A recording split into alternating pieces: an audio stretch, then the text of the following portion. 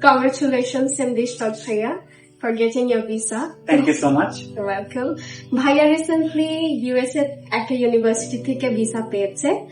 তো আমরা এই ভিডিওতে আপনার ভিসা রিলেটেড যত এক্সপিরিয়েন্স আছে, আপনার প্রিপারেশন থেকে শুরু করে সবকিছুই জানবো। তো ইন্টারভিউতে আপনি কি কি ফেস করেছেন, আপনার হোল এক্সপিরিয়েন্সটা সম্পর্কে আমরা একটু জানতে চাই। আমার ইন্টারভিউটা অ্যাকচুয়ালি অনেক স্মুথ ছিল। আই থট আমার ইন্টারভিউ অনেক কমপ্লিকেটেড হবে। আমি অ্যাকচুয়ালি 2-3 দিন ঠিক মতো প্রপারলি ঘুমাতেই পারি নাই। আমার ইন্টারভিউ আমাকে জাস্ট 2টা কোয়েশ্চেন করা হয়েছে। দে আস্কড মি যে tell me about your university and why did you choose this university, and another one was who is my sponsor. So basically when they asked who's my sponsor, I didn't let them ask any other questions. I already elaborated everything. So within 40 or 45 seconds they approved my visa. So it was very easy. তো এখন যেহেতু আপনার interview অনেক smooth ছিল, অনেক easy ছিল, তো interview সম্পর্কে আমরা একটা ধারণা পেয়ে গেছি আপনার ইন্টারভিউ সম্পর্কে মানে কেমন ছিল। তো এখন আসি কম্পাসে। কম্পাসের সাথে আপনার জার্নি কেমন ছিল? Definitely it was very very good. আমি কম্পাস যখন স্টার্ট হয়েছে ফার্স্ট থেকে, তখন আমি কলেজে ছিলাম। আমি আগে কম্পাসের একটা গ্রুপ ছিল F1 ভিসা, ওটা থেকেই আমি আসলে কম্পাসের ব্যাপারে জানতে পারি।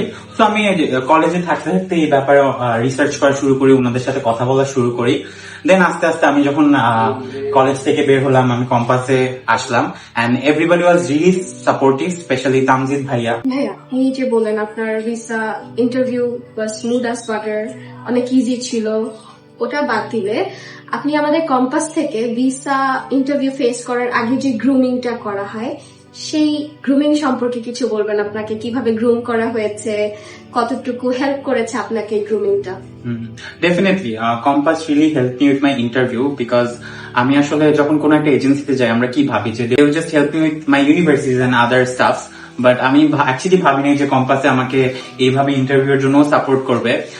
স্পেশালি আমি যখন আমার ইন্টারভিউ এর মেবি 1 উইক আগে আমি যখন কম্পাসে ফোন দিই, তখন আমাকে বলা হয় যে আপনি চাইলে মকও দিতে পারেন।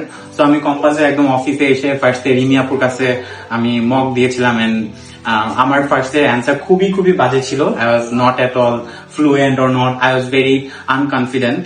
সো আপু আমাকে অনেক হেল্প করেছে ফার্স্টের দিকে যে কিভাবে এটা বেটার করা যায়।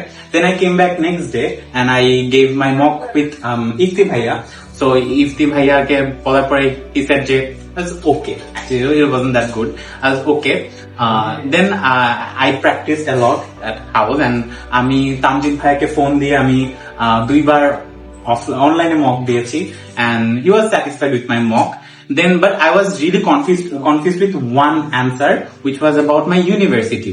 So I came back to Compass and I talked with Ifti Bhaiya, and he specially made an answer for me just to fit my profile.